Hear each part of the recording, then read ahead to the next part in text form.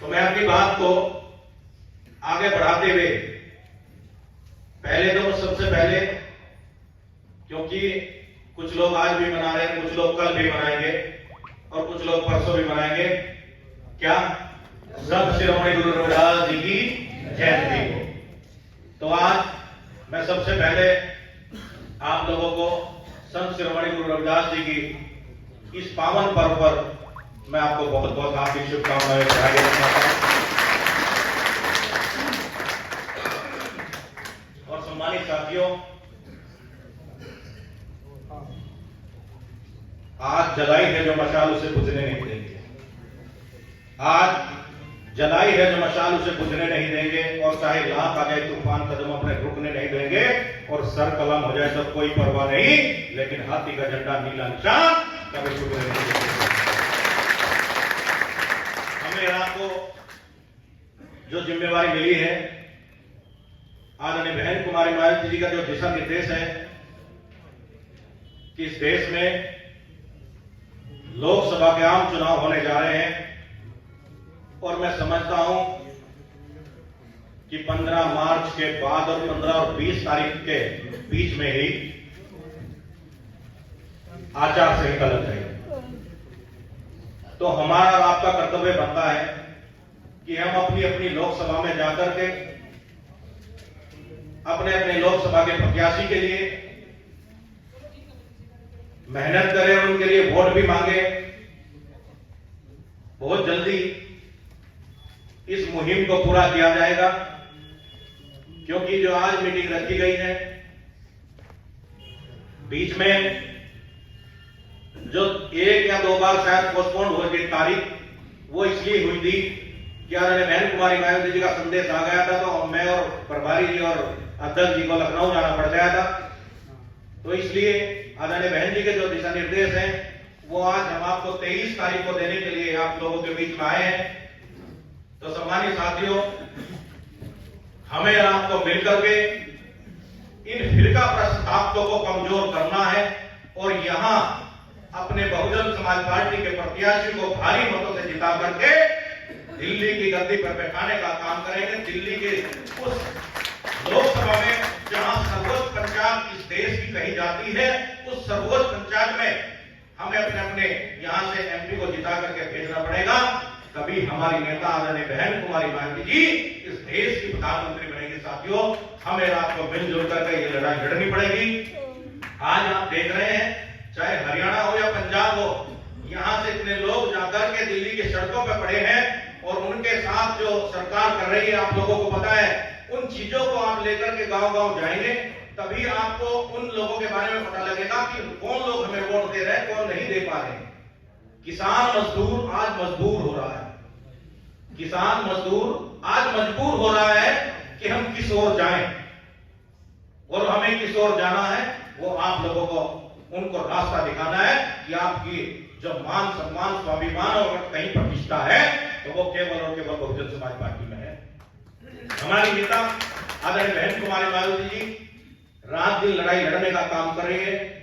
सम्मानित साथियों, जो लोग कहते थे कि बहन जी गठबंधन में नहीं गई, बहन जी इंडिया में नहीं गई, आज कहां है इंडिया, कहां है गठबंधन, आप लोगों को सबको मालूम है। मैं अपनी नेता के लिए शेर पढ़ा करता हूं, वो ऐसे नहीं पढ़ता। मैंने बहुत अध्ययन किया है कि मैं तारीफ करूं कैसे अपनी नेता की, मैं तारीफ करूं कैसे अपनी नेता की। मेरे शब्दों में इतना जोर नहीं, और हरियाणा वालों पूरी दुनिया में ढूंढ कर देख लो, मेरी बहन जी जैसा कोई और नहीं। क्यों नहीं है? आदरणीय बहन कुमारी मायावती जी बहुत दूर की सोचती हैं, और उन्हें पता था कि ये गठबंधन, ये इंडिया वाला गठबंधन चलने वाला नहीं है। इसलिए आदरणीय बहन कुमारी मायावती जी ने उनके गठबंधन में जाकर के वहां पे आपको ये नहीं दिखाया था कि हम इस तरह से बैठ करके फिर कमजोर हो जाए। हमारी नेता मजबूत है, हमारी नेता चाहती है कि इस देश में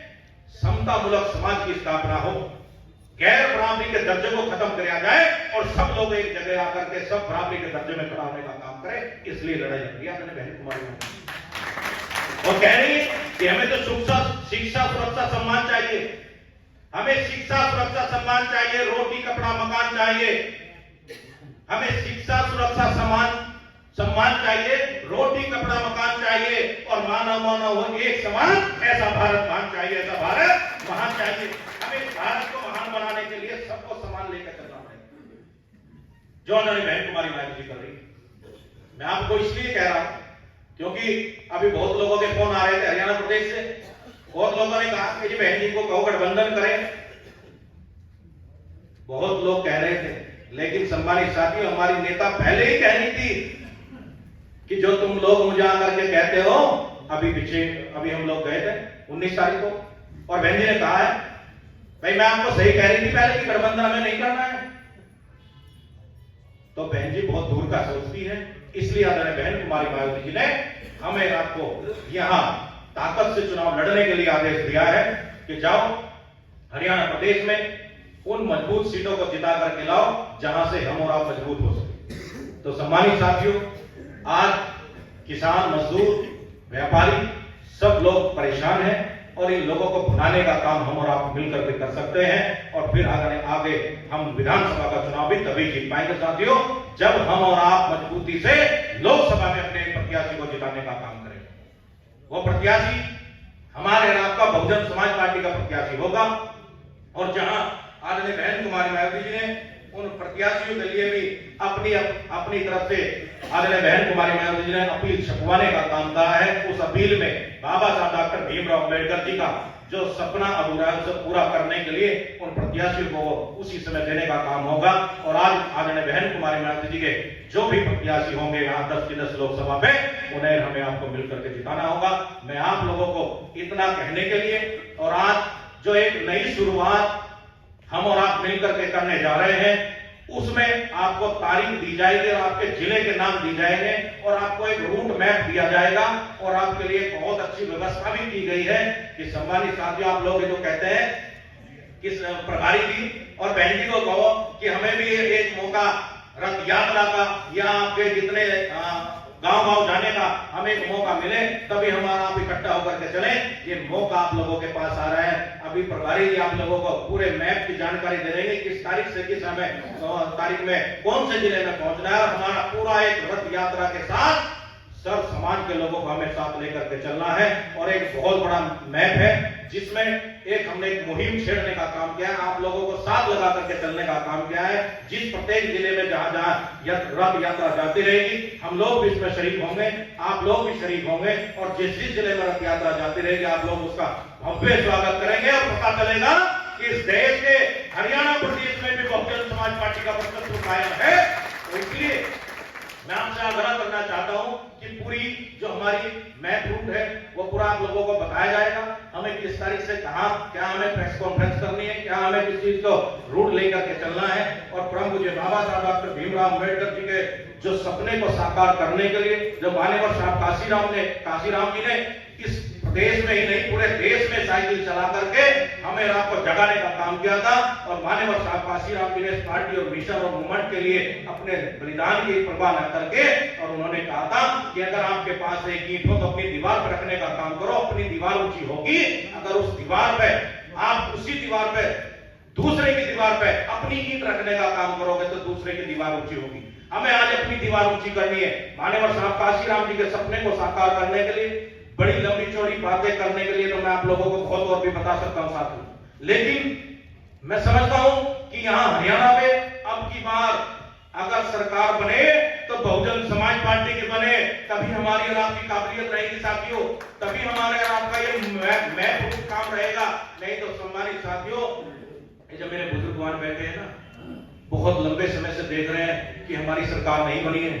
हम लोग बहुत वंचित रह गए हैं। सम्मानित साथियों, हमारे उत्तर प्रदेश में तो 4 बार आदरणीय बहन कुमारी मायावती जी की सरकार बन चुकी है और हम देख चुके हैं कि सरकार क्या चीज होती है। तो सम्मानित साथियों, जिस दिन हरियाणा प्रदेश में बहुजन समाज पार्टी की सरकार बनेगी तो आप लोगों के बिगड़े काम बनेंगे, आप लोगों के बच्चे नौकरी पे जाएंगे, आप लोगों को रोजगार मिलेगा। खाली वो मोदी वाला ठेला लेकर नहीं आप जा पाएंगे कि हमें राशन दे दो, हम देने वाले बनेंगे, हम लेने वाले नहीं बनने के साथियों, हमें देने वाले बनना है। और माननीय काशीराम जी के सपने को साकार करने के लिए, समतामूलक समाज को एक जगह लाने के लिए, स्थापना करने के लिए हमें आपको अपनी ताकत का एहसास कराना पड़ेगा, जो हम और आप मिलकर के कर रहे हैं साथियों। आज आप लोग यहाँ पहुंचे हैं, जितने सम्मानित साथी आज यहाँ पहुंचे हैं, बड़ा अच्छा लगा कि आज बड़े लंबे समय बाद ये अच्छी मीटिंग हुई है और आप लोगों ने तैयार भी कर लिया है कि